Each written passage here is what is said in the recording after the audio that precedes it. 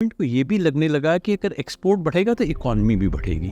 ये हमने बात किया यूके के साथ एफटीए करेंगे, हम ईयू के साथ एफटीए की बात कर रहे हैं, हम जीसीसी के साथ एफटीए की बात कर रहे हैं। तो शायद इन एफटीए के आने के बाद इंडिया के एक्सपोर्ट्स और ज़्यादा बढ़ेगा।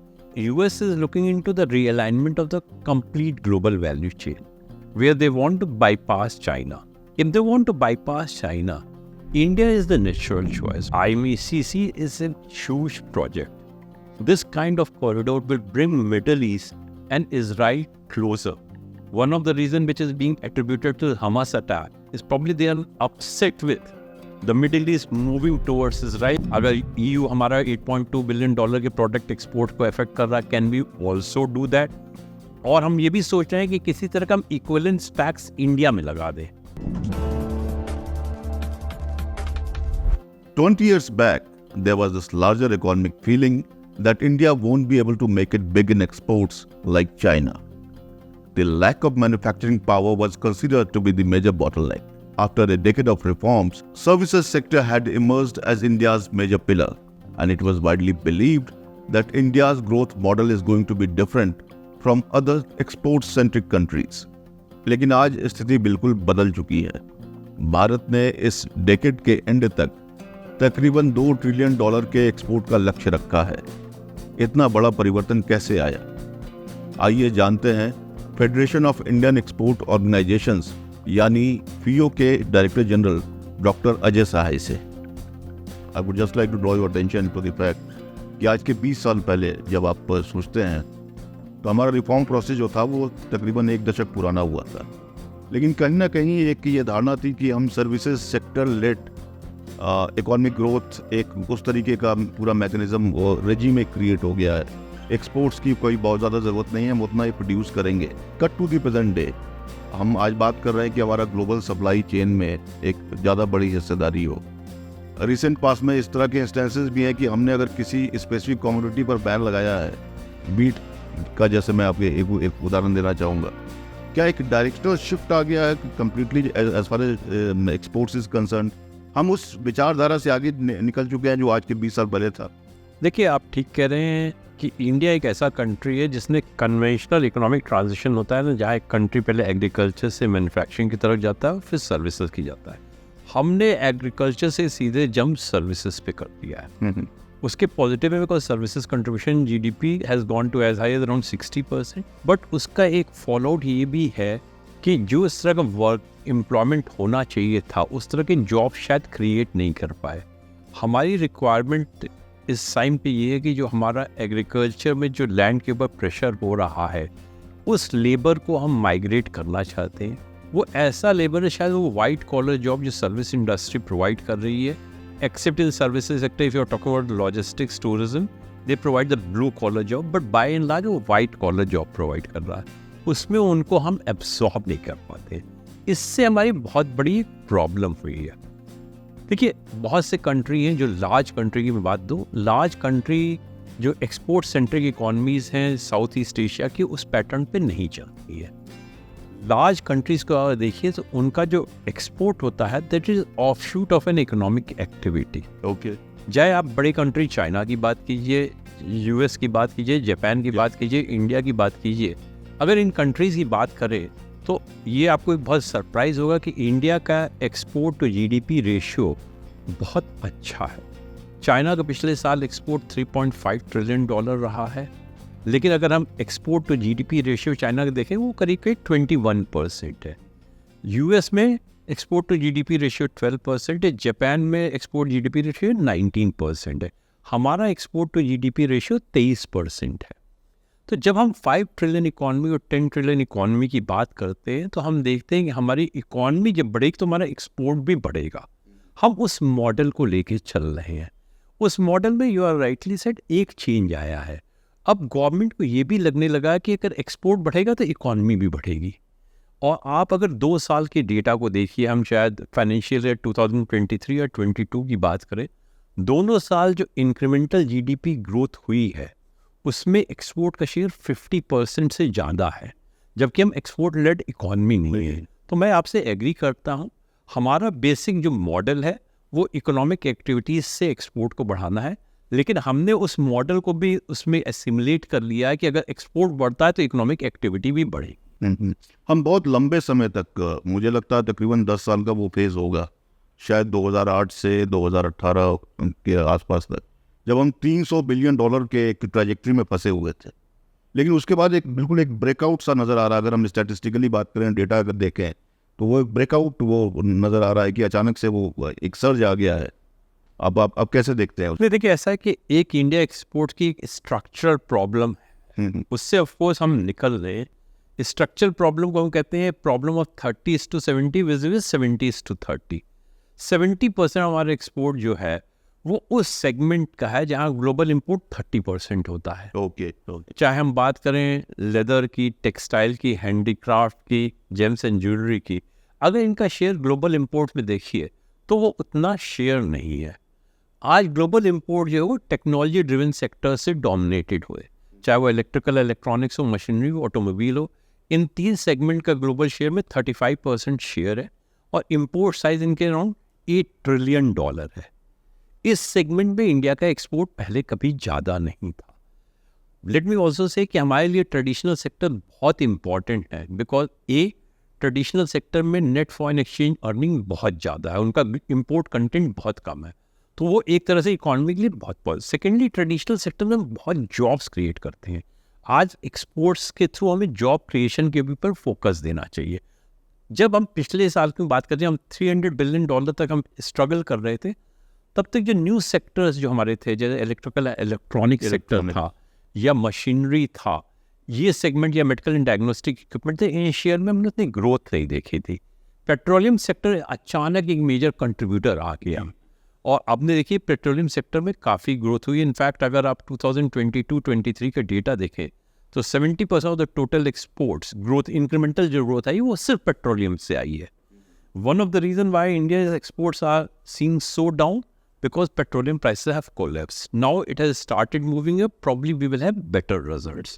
तो ये प्रोफाइल जो चेंज हो रहा है वो बहुत अच्छा है। एंड लेट मी से, हम लोगों ने भी एनालिसिस की से 18 से लेके 22 तक के डेटा में, अगर आप देखिए जो ग्लोबल जो है मशीनरी इंपोर्ट, वो पिछले 5 साल में 4% कंपाउंड एनुअल ग्रोथ रेट से बढ़ा है, हम 7% बढ़े हैं। इलेक्ट्रॉनिक सेगमेंट में ग्लोबल इंपोर्ट ग्रोथ करीब 6% रही, हमारी 5 ईयर्स की कंपाउंड एनुअल ग्रोथ 20% रही है। मेडिकल एंड डायग्नोस्टिक इक्विपमेंट वो 3% रही है, हमारी 9% रही है। तो इन सनराइज सेक्टर्स में हम अब बहुत अच्छा कर रहे हैं और इसमें हम बहुत ज़्यादा एक्सपोर्ट्स जनरेट भी कर सकते हैं। तो जो हम अपने लंबे टारगेट्स को देखते हैं, तो प्रॉब्ली अब हमारा जो फोकस हो रहा है कि though of course traditional sectors are important, but major share of exports may come from the new sunrise sector as compare to the traditional sector. इसीलिए हमारे जो एक्सपोर्ट नंबर्स होंगे वो बहुत ही इम्प्रेसिव होने जाएंगे। आप देखिए कि हमने मोबाइल सेक्टर की बात करें, अगर आप आज से 5-6 साल का पहले का डेटा लीजिए तो हम कहीं $24 से $25 बिलियन इम्पोर्ट्स करते थे। आज की डेट में मोबाइल सेक्टर में हम नेट पॉजिटिव है, हमारा एक्सपोर्ट बहुत ज़्यादा हो गया है। तो प्रॉब्ली जो सनराइज सेक्टर्स आ रहे हैं उन सेक्टर्स में हमारा एक्सपोर्ट बहुत बढ़ेगा, बट उसके साथ एक कैच भी होगा, शायद हमारा इम्पोर्ट भी बढ़ता है, क्योंकि जब तक हम कंपोनेंट्स एंड पार्ट्स मैन्युफैक्चरिंग नहीं डेवलप करते हैं तो शायद ये सिनेरियो रहे, बट एक्सपोर्ट्स नंबर काफ़ी अच्छे और भी होंगे। हमारे 20 साल में डेफिनेटली एक इंफ्रास्ट्रक्चर रिजिक हम देख रहे हैं, रिवैम्प हम देख रहे हैं। एक्सपोर्ट सेक्टर लेड भी आपने ये प्रोसेस देखा है, स्पेशली अब एयरपोर्ट्स नज़र आ जाता है कि एयरपोर्ट्स में क्या चेंज हो रहा है, पोर्ट्स में मॉडर्नाइजेशन प्रोसेस वो कैसे हो रहा है। इनफैक्ट पोर्ट में मॉडर्नाइजेशन प्रोसेस बहुत अच्छा हुआ है। Let me just give you N analysis. 10 years का अगर हम अब डेटा देखें, turn around time at the Indian ports, 10 years पहले वो 127 आवर्स था, आज की डेट में वो 53 आवर्स आ गया है।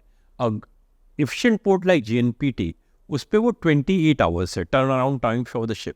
ग्लोबल बेंचमार्क जो आप सिंगापुर और श्रीलंका में देखते हैं वो करीब 24 घंटे का है। तो on average still we have to work a lot, but जो हमारे एफिशिएंट पोर्ट हैं वो करीब करीब इंटरनेशनल बेंचमार्क के आसपास आ गए हैं।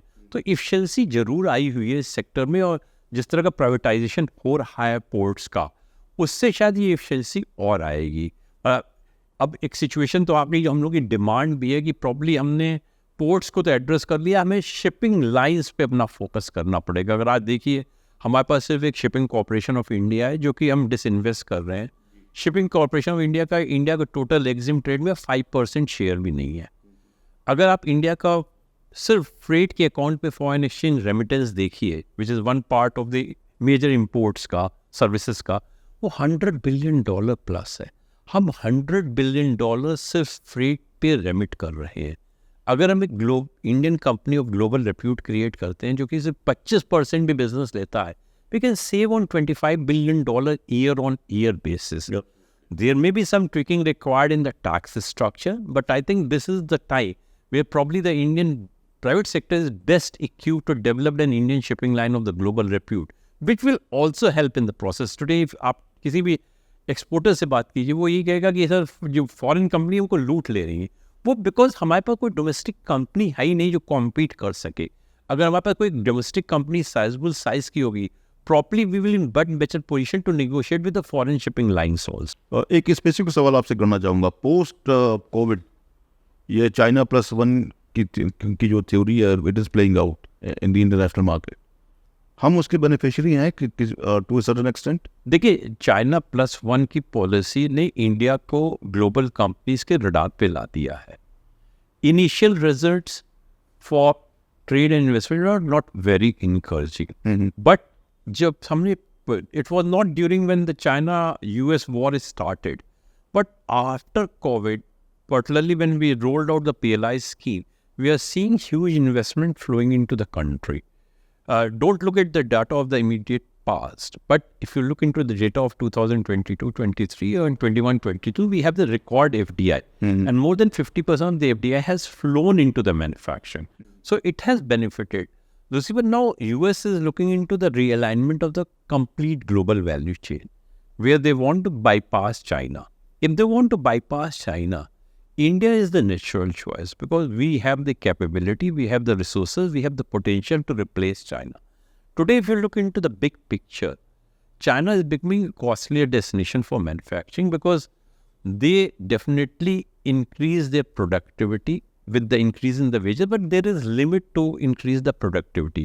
It will saturate at one point. Probably China has reached the point.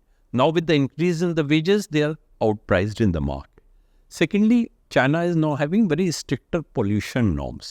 They are forcing the companies जो coastal में think you go to the interior. So their internal cost has gone up. This has definitely given India a wonderful opportunity. And I think we are encashing on them, and I'm pretty sure the kind of now competition which the states in India is having, they are having to attract investment, वो India के लिए एक बहुत अच्छा sign है। ये सवाल मैं आपसे करने ही वाला था। ये स्टेट्स, स्पेशली जो कोस्टल स्टेट्स हैं, वहाँ पर आपने क्या मोमेंटम बिल्डिंग देखा है to encourage exports from their respective terms? देखिए, अब जो कोस्टल स्टेट्स है वो ऐसे भी बहुत आगे हैं एक्सपोर्ट्स में। अगर आप टॉप स्टेट देखिए, गुजरात, महाराष्ट्र, तमिलनाडु, कर्नाटका, AP, ये 5 स्टेट्स जो हैं, ये रफली इंडिया का 70% एक्सपोर्ट्स इनके थ्रू होता है। ये ऑलरेडी बहुत आगे हैं और इनको इन्वेस्टमेंट अट्रैक्ट करने के लिए ज़्यादा चैलेंजेस भी नहीं, बिकॉज जो भी कंपनी जो इम्पोर्ट ड्रिवन है या जो एक्सपोर्ट ओरिएंटेड है, दोनों वहीं पे लोकेट करना चाहते हैं। लेकिन जब से ये ड्राई पोर्ट्स आ गए हैं, ICDs आ गए हैं, CFS आ गए हैं, तो अब जो हिंटरलैंड में भी कंपनीज अगर कनेक्टिविटी बेटर है तो कोई माइंड नहीं करती। अगर आप देखिए कि why companies are coming in Manesar और Gurgaon, they are landlocked, but then you have now the DMIC corridor passing through, within 12 hours you are talking about taking goods to Mumbai. So वो जो डिसएडवांटेज था लैंडलॉक स्टेट को, to a large extent वो nullify हो गया है। Okay. और ये FTAs का जो इन्होंने जो नया वो बिल्कुल नेगोशिएशन शुरू किया है कई वाइटल कंट्रीज के साथ, कैसे वो प्ले आउट होता हुआ, कैसे पैन आउट होता हुआ देख रहे हैं? अगर आप इंडिया से FTA, जो कि मैं एक स्पेसिफिक एग्जांपल देना चाहूँगा, मेरे ख्याल से इंडिया UAE का जो वो FTA था उसका रिजल्ट बड़ा पॉजिटिव आया है। देखिए, इंडिया का जो FTA का एक बहुत बड़ा पहला, अगर आप देखिए पास में कि गवर्नमेंट भी क्यों स्लो हो गई, because there has been huge criticism of the FTA कि FTA से इंडिया में इम्पोर्ट्स बढ़े हैं, एक्सपोर्ट उस प्रपोर्शन में नहीं बढ़े हैं। लॉजिकली स्पीकिंग ये चीज़ हमें मालूम होनी चाहिए थी, बिकॉज हमारा FTA जो पहले हुए हैं वो उन कंट्रीज से हुई वे are very strong in manufacturing, चाहे वो साउथ ईस्ट एशियन कंट्री लीजिए या साउथ कोरिया लीजिए या जापान लीजिए, they are very strong in manufacturing. Secondly, they have more advantage in FTA because they are getting, let us say, my weighted average tariff is 15%, they are getting at zero. So 15% margin they have. Whereas their weighted average may be 5%, I'm getting zero, I have 5% advantage. Now the new government has come with a new strategy of FTA. This new strategy of FTA, they are focusing on the country, A, which are complementary economies, and B, which are major markets. तो आपने जैसे बताया UAE से साथ किया, हमने Australia से किया, तो यहाँ पे प्रॉब्लम नहीं है. हम लोग बहुत कम गुड्स में जो है कॉम्पीट करते हैं एक दूसरे से. ऑस्ट्रेलिया का केस लीजिए, हम कोल इंपोर्ट कर रहे हैं ऑस्ट्रेलिया से, हम कॉटन इंपोर्ट कर रहे हैं ऑस्ट्रेलिया से ज़ीरो ड्यूटी पे, जिससे हमारी मैन्युफैक्चरिंग भी कॉम्पिटिटिव हो रही है और हमारा एक्सपोर्ट्स भी कॉम्पिटिटिव हो रहा है. अब हम और बात कर रहे हैं, जैसे कि हमने बात किया यूके के साथ एफटीए करेंगे, हम ईयू के साथ एफटीए की बात कर रहे हैं, हम जीसीसी के साथ एफटीए की बात कर रहे हैं, तो शायद इन एफटीए के आने के बाद इंडिया के एक्सपोर्ट्स और ज़्यादा बढ़ेगा. एक रीज़न और है जिसमें कि इंडिया ने एफटीए पुश दिया है, बिकॉज आज की डेट में अगर ग्लोबल कंपनीज को अपने अट्रैक्ट कर रहे हैं, तो in some sector they are looking for countries beyond India.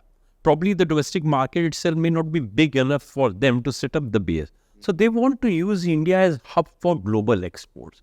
उस केस में if you are attracting them with effective FTA, तो वो आता है. For example, take the case of Vietnam. Why all investments are flowing to Vietnam? Because Vietnam today has best of the FTA.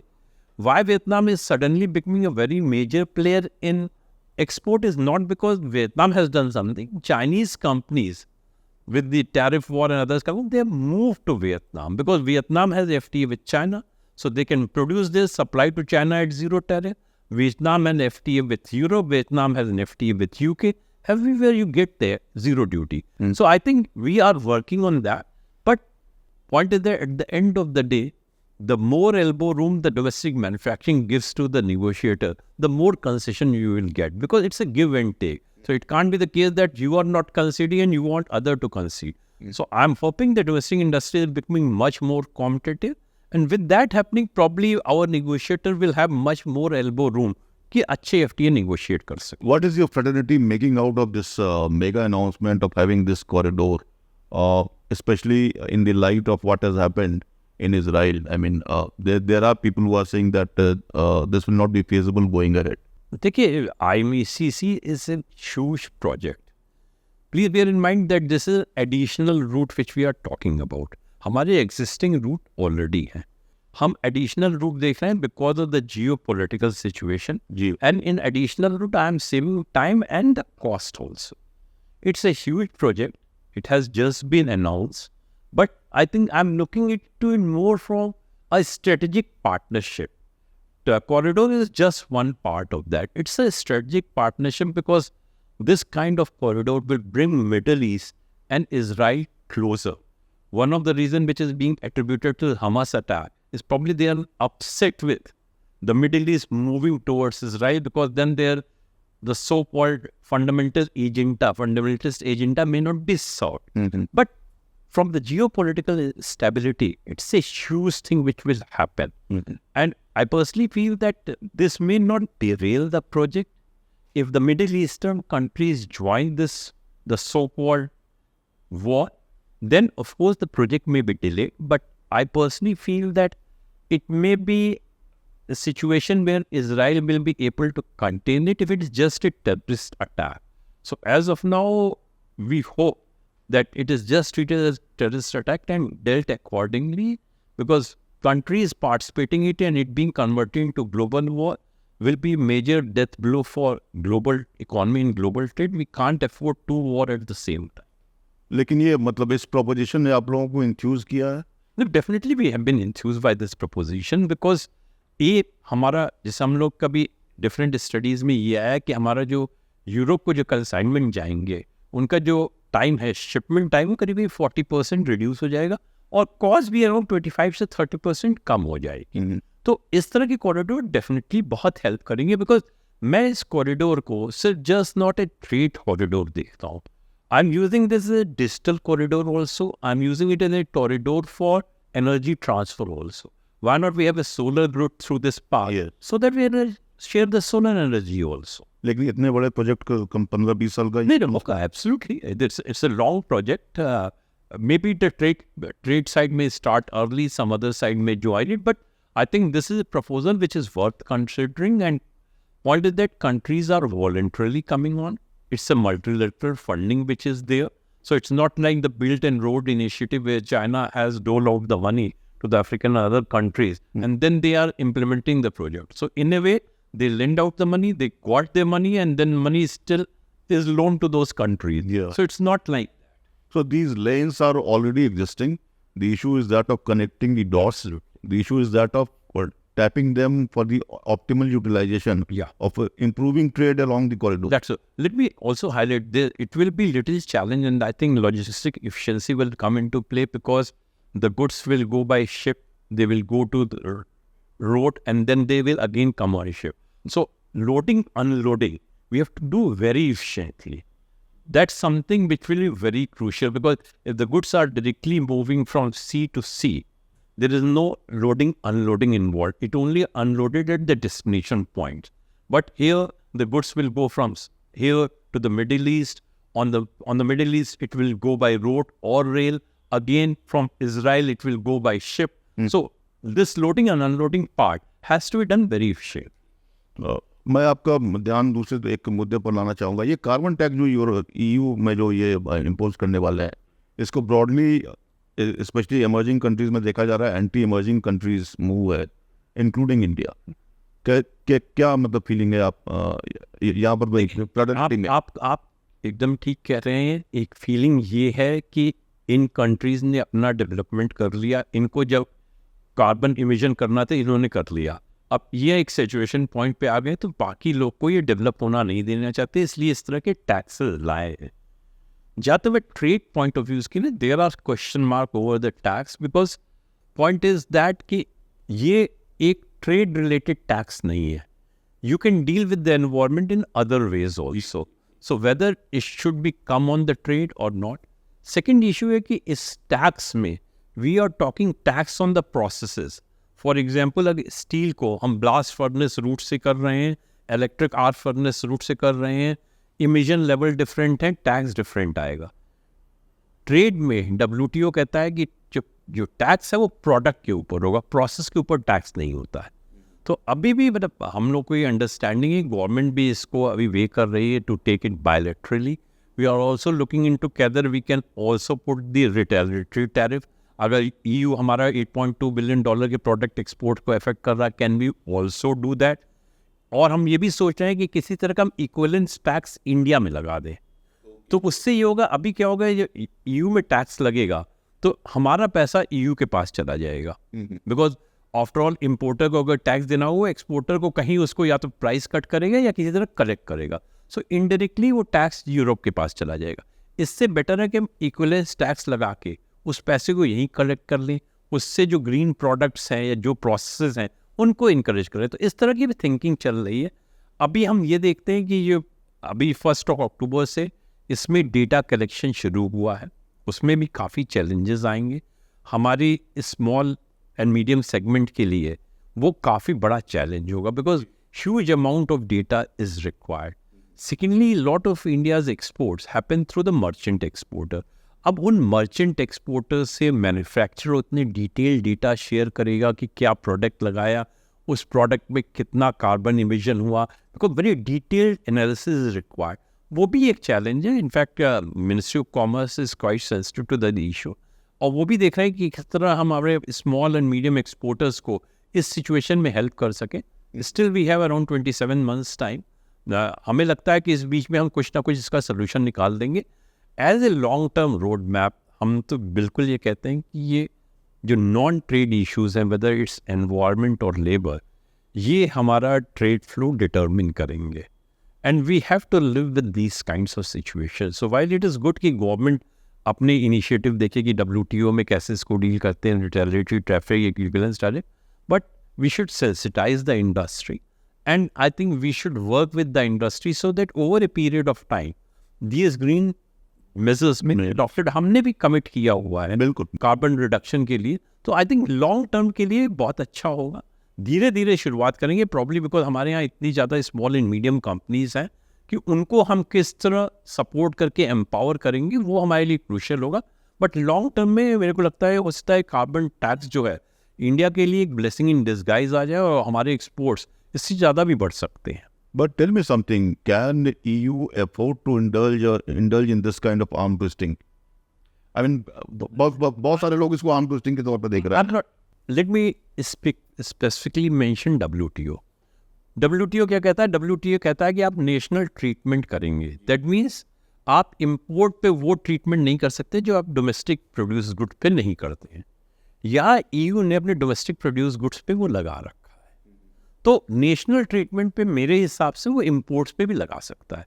Because otherwise उसका producer कहेगा कि आप मेरे product को तो महंगा कर दिया है टैक्स लगा के, इम्पोर्ट्स में आप आने देते हो, तो मैं कैसे कॉम्पीट करूं. मैं उस परिप्रेक्ष्य से देखता हूं. बट ऑफ कोर्स बहुत लोग का व्यू है कि ये ट्रेड इशू है ही नहीं. बहुत लोग का व्यू है कि ये डेवलपिंग वर्ल्ड या इमर्जिंग इकोनॉमीज के साथ भेदभाव है. वो एक डिफरेंट इशू है, उसको डिफरेंट तरह से डील करना होगा. एक आखिरी सवाल आपसे, ये डेकेड जो है ये क्या इंडियन एक्सपोर्ट्स का होगा? हम क्या उस पोजीशन में हैं कि we can really have very big ticket ambition as far as exports is concerned? Government बात कर रही है कि इस डेकेड के अंत तक हमारा तकरीबन 2 ट्रिलियन का होना चाहिए, 1 trillion merchandise, 1 trillion services, IT वगैरह जिसमें आता है. क्या हम उस पोजीशन में हैं? नंबर 2, मैं एक और चीज़ बस आपसे चाहूँगा कि आप जरा अगर उस पर भी रोशनी डाल सके. हमारा जो ट्रेडिशनल एक्सपोर्ट बास्केट जो रहा है, क्या उसमें एक मेजर चर्निंग होने वाली है इस डिकेड के अंदर? देखिए, पहला इशू है कि जो एक्सपोर्ट टारगेट की बात है, ये ऑफ कोर्स काफ़ी चैलेंजेबल एक्सपोर्ट टारगेट होगा. अगर हम गुड्स के एक्सपोर्ट टारगेट बात करें, we are talking about taking it from around $450 billion to $1 trillion, for services from $325 billion to $1 trillion. But ये ऐसा नहीं, it's not a castle in the air. जिस तरह का इकोसिस्टम इमर्ज कर रहा है, जिस तरह का इंडियन कंपनीज का एक्सपोर्ट ओरिएंटेशन हो रहा है, it is with in the realm of the reach. तो हम पहुंच सकते हैं, बट इसके लिए हमें कांस्टेंट एफर्ट करना पड़ेगा, कांस्टेंट मॉनिटरिंग होगी. हमें कुछ फंडामेंटल इश्यूज को एड्रेस करना होगा, जिसमें एक लॉजिस्टिक्स कॉस्ट का बहुत बड़ा इशू है. देखिए, ये चीज़ आप बहुत क्लियर आ रही है कि despite pandemic, despite China Plus One policy, still global value chain account for roughly 60% of the global trade. उसमें इंडियाज़ का share accept in automobile, pharmaceuticals and James and jewellery बहुत कम है. अगर हम इन तरह के टारगेट्स पे पहुंचना चाहते हैं तो हमने को ग्लोबल वैल्यू चेन में इंटीग्रेट करना पड़ेगा. उसके लिए हमें अपने टैरिफ कम करने पड़ेंगे. अगर barring few items where the government may have increase the tariff to attract under the PLI scheme, मेरा अपना असेसमेंट है कि ये टैरिफ्स यहाँ पे एक लिमिटेड पीरियड के लिए हैं, till the PLI company get the scalability. जब वो हो जाएगा, टैरिफ्स विल कम डाउन. दूसरा, हमने ट्रेड फैसिलिटेशन में बहुत अच्छे हम लोगों ने काम किए हैं. Full marks to ministry of finance and customs also. That is visible in our ranking. जब तक ease of doing business ranking थी, वी कॉन्स्टेंटली इम्प्रूव. इंडिया ने जो ट्रेड फैसिलिटेशन एग्रीमेंट में कमिटमेंट लिए थे, उससे ज़्यादा हम लोगों ने किए हुए हैं. टर्न अराउंड टाइम की जैसे हमने बात की, उस तरह के इनिशिएटिव से ये कम भी आ गया है. तीसरा चीज़, हमें लॉजिस्टिक्स कॉस्ट को देखना होगा, बिकॉज हमारी लॉजिस्टिक्स कॉस्ट अभी भी ग्लोबल बेंचमार्क से ज़्यादा है. हमें ये भी देखना चाहिए कि बहुत बड़े कंट्री हैं. हम यूरोप की कंट्री नहीं है जहाँ पे 200 किलोमीटर में आप कोस्ट पे पहुँच जाए. यहाँ जो ट्रक्स हैं वो 1200-1400 किलोमीटर चलने की बात पहुँचती हैं. इस को हम कितना कम ला सकते हैं, वो हमारे लिए एक चैलेंज है. बट जैसे मैं आपको एक एग्जांपल देता हूँ कि after the GST, e-way bill and electronic plaza आने के बाद जो इंडियन ट्रक्स मूवमेंट था, जो अराउंड 300-350 किलोमीटर से डे था, आज की डेट में 600 किलोमीटर पर डे हो गया है. ग्लोबल बेंचमार्क करीब 800 का है. तो हम इन चीज़ों से दूर नहीं है. अगर इस तरह का इकोसिस्टम चलता रहेगा तो ये टारगेट्स अचीव हो जाएंगे. दूसरी चीज़ आपने जो बात की, प्रोफाइल ऑफ एक्सपोर्ट्स, बिल्कुल प्रोफाइल ऑफ एक्सपोर्ट बढ़ रहा है. प्रोफाइल ऑफ एक्सपोर्ट्स में मे बी ट्रेडिशनल सेक्टर का शेयर कम होगा, बट क्योंकि total cake size will increase, तो इनका एक्सपोर्ट बढ़ता रहेगा. ये बहुत कॉन्शियस पॉलिसी होगी. अगर इस तरह के आप चैलेंजेबल टारगेट को देखना चाहते हैं तो आप सिर्फ ट्रेडिशनल सेक्टर्स के ऊपर डिपेंडेंट नहीं हो सकते, बिकॉज उनका ग्लोबल मार्केट भी उतना बड़ा नहीं है. इसलिए हमें एक बड़ी ट्विन पॉलिसी लानी होगी, जो कि mix of promoting traditional sectors and facilitating sunrise sectors होंगे. एंड दोनों के कॉम्बिनेशन पे not only will achieve the target, we will create millions of jobs in the country. नहीं, चूंकि अभी हाल फिलहाल के अगर सालों में अगर आप देखें इलेक्ट्रॉनिक्स का जिस तरीके का जंप लगा है, और वो मेरे ख्याल से आज नंबर 4 या नंबर 5 पर आपके एक्सपोर्ट बास्केट में आ गया है। बिल्कुल, इलेक्ट्रॉनिक्स हमारा बहुत इंपॉर्टेंट है। अभी जितने हमारे एक्सपोर्ट है अभी 5 महीने से डाउन चल रहे हैं, still the recent figure till August से 35% अप। तो ये रहेगा, और प्रॉब्ली ये रहेगा बिकॉज अभी तो हमने सिर्फ मोबाइल में सक्सेस स्टोरी देखी है, probably TV and other white goods में भी ये सक्सेस स्टोरी आएगी। देखिए, हमारे पास बहुत बड़ी अपॉर्चुनिटी है। आई थिंक इंडिया में ह्यूज इन्वेस्टमेंट फ्लो करेगा, और इस इन्वेस्टमेंट आएगा, certain portion of that will find an avenue through exports. That's why we are very bullish that PLI scheme also will add a big size to our exports number. So finally, we have reached to the point where, I mean, you can claim to have some kind of mainstreaming happening for the export sector vis-a-vis country's economic growth. No, absolutely. That's why I'm saying that now of Indian economy का जो transformation होगा, वो exports होगा. If you look into the speech of our Honorable Prime Minister, he said that export is key to the transition of the country from a developing to a developed economy. I think he is rightly put up. And if you look into the number of 2 years, the number of 2 years make it very clear that unless exports play a transformational role, probably the transition will be little difficult. But with exports supporting this kind of economy, we will be, historically speaking, all those years where India clocked a GDP growth of 8% or plus were the year when export clocked 20% plus growth. And whenever export moderated or contracted, it was difficult to sustain GDP at 6%, though we are not an export-centric economy. Thank you, sir.